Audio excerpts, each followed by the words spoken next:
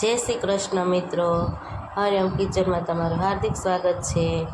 તો આજે આપણે બનાવીશું લાલ મરચાંની ભરેલા મરચાંની શિંગદાણા કઢી। તેના માટે વઘાર માટે મેં લીલા મરચાંની કટકી, સૂકો લીમડો, લાલ મરચાં ભરવા માટે, વઘાર માટે તમાલપત્ર અને વઘાર માટે લીલી મરચી અને શિંગદાણાનો ભૂકો અને મરચાં ભરવા માટે મેં મસાલો તૈયાર કર્યો છે। તેમાં લસણવાળી ચટણી, ચણાનો લોટ, લીંબુ, ગરમ મસાલો, ચવાણું, ખાંડ, મીઠું, હળદર, લાલ મરચુંનો અને શિંગદાણાનો ભૂકો મિક્સ કરીને આ મરચાં ભરવા માટેનો મસાલો તૈયાર કરેલો છે। તો ચાલો આપણે મરચાં કઢી બનાવીએ। મરચાં ભરવા માટે મરચાંને આપણે આવી રીતે કટ કરી લઈશું અને આપણો જે બનાવેલો મસાલો છે તે મરચાંમાં ભરી લઈશું।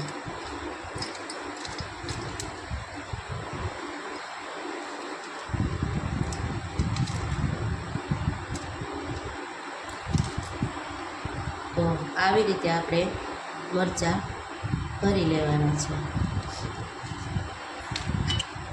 3 મરચાં આવી રીતે પહેલાં મરચાંમાં ઊભો કટ અને પછી આડો કટ, તેનાથી આપણો મસાલો પણ વ્યવસ્થિત ભરાશે અને બારો પણ નીકળશે નહીં।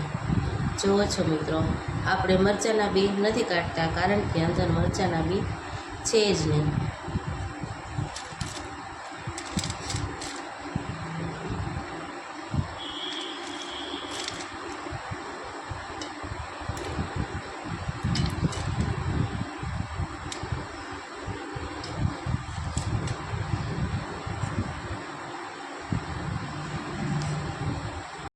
આપણા મરચાં ભરાઈને કમ્પ્લીટ થઈ ગયા છે અને હવે આપણે કઢી માટે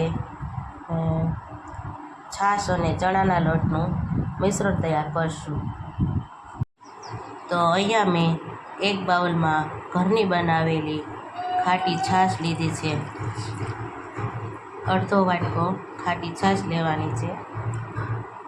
ત્યારબાદ તે ખાટી છાશમાં 1 ચમચી ચણાનો લોટ ઉમેરવાનો છે।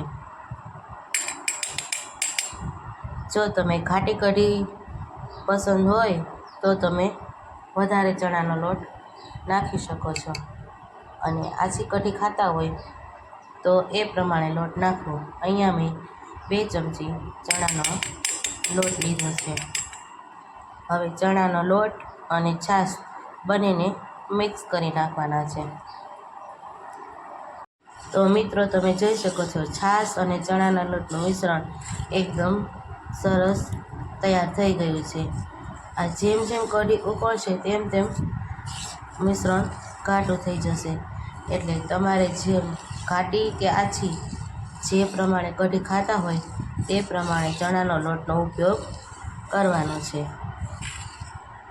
હવે એક લોયામાં તેલ લેવાનું છે અને તેલ પણ આપણું ગરમ થઈ ગયું છે। હવે તેમાં રાઈ જીરાનો વઘાર કરવાનો છે।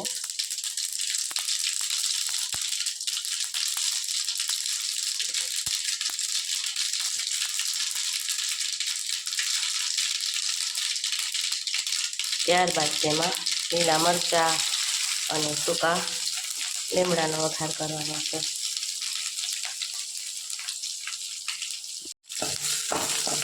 મિશ્રણને હલાવી અને મિક્સ કરી લેવાનું છે।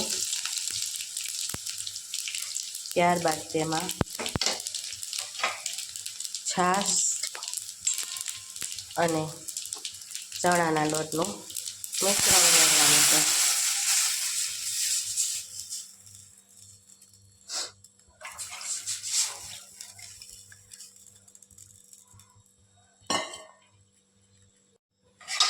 હવે આ મિશ્રણને હલાવી અને તેમાં હળદર, મીઠું, ગરમ મસાલા વગરની તો કઢી અધૂરી જ છે. ગરમ મસાલો, ધાણા જીરું પાવડર અને છેલ્લે સિંગદાણાનો અધકચરો ભૂકો ઉમેરી અને હલાવી દે.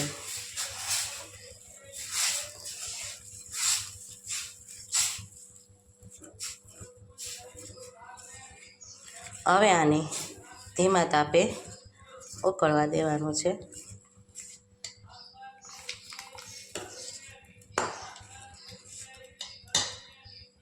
હવે આપણું મિશ્રણ ધીમે ધીમે ઉકળવા માંડ્યું છે. હવે તેમાં સ્વાદ પ્રમાણે ખાંડ નાખીશું. તમે ખાંડની જગ્યાએ ગોળ પણ લઈ શકો છો, તો મેં અહીંયા અત્યારે ખાંડ લીધી છે. હવે આને ઉકળવા દેવાનું છે.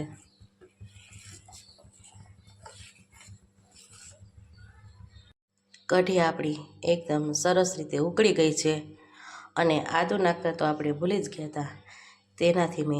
તેથી મેં 1 ચમચી ખમણેલું આદું લીધું છે. આદું ગરમીમાં તાસીરમાં ગરમ કહેવાય અને આમ ઠંડુ કહેવાય, પણ અત્યારે ડબલ ઋતુ જેવો માહોલ છે એટલે આપણે આદુનો ઉપયોગ કરીએ છીએ અને ગરમીમાં આદુનું ઓછું સેવન કરવું જોઈએ. હવે આપણે આદું ઉમેરશું અને એને પણ સરસ રીતે મિક્સ કરી દઈશું.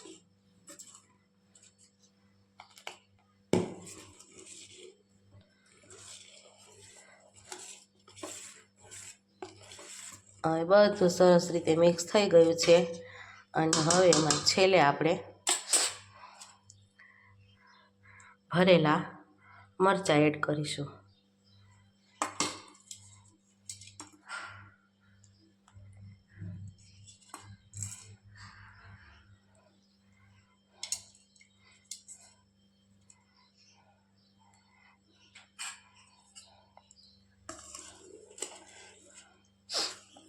હવે આ કઢીને આપણે 15 થી 20 મિનિટ માટે ધીમા તાપે ચડવા દેવાની છે.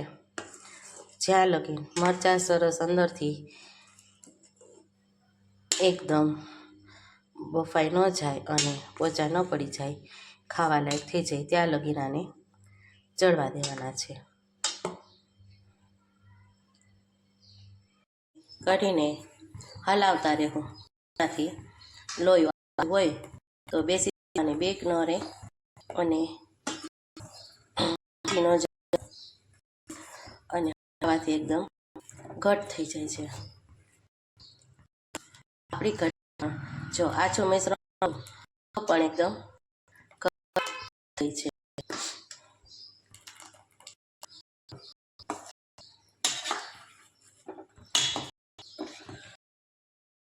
કઢીને પણ વચ્ચે વચ્ચે હલાવતા જોઈ લેવાનું છે કે મરચાં આપણા એકદમ સરસ રીતે ચડી જાય.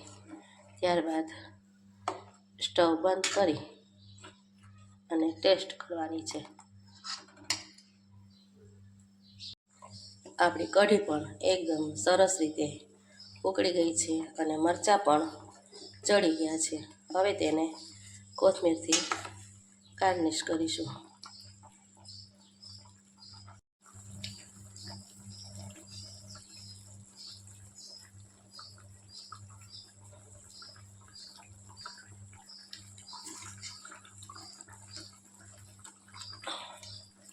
તો તૈયાર છે આપણી મરચાં કઢી.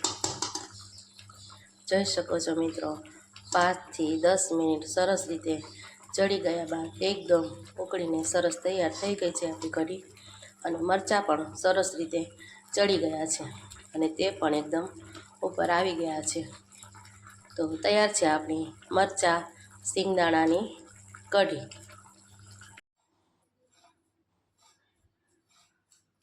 તો તૈયાર છે આપણી ભરેલા મરચાં સિંગદાણાની કઢી, જે ખાવામાં એકદમ ટેસ્ટી અને હેલ્ધી છે.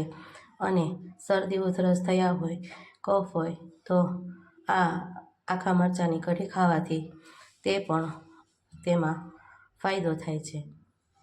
તો તૈયાર છે આપણી સિંગદાણામાં ભરેલા મરચાંની કઢી. તો વિડીયો ગમ્યો હોય તો લાઇક શેર સબસ્ક્રાઈબ કરવાનું ભૂલતા નહીં. બેલ આઇકન કરજો જેથી આવનાર વાનગીની માહિતી તુરંત મળે. જય શ્રી કૃષ્ણ.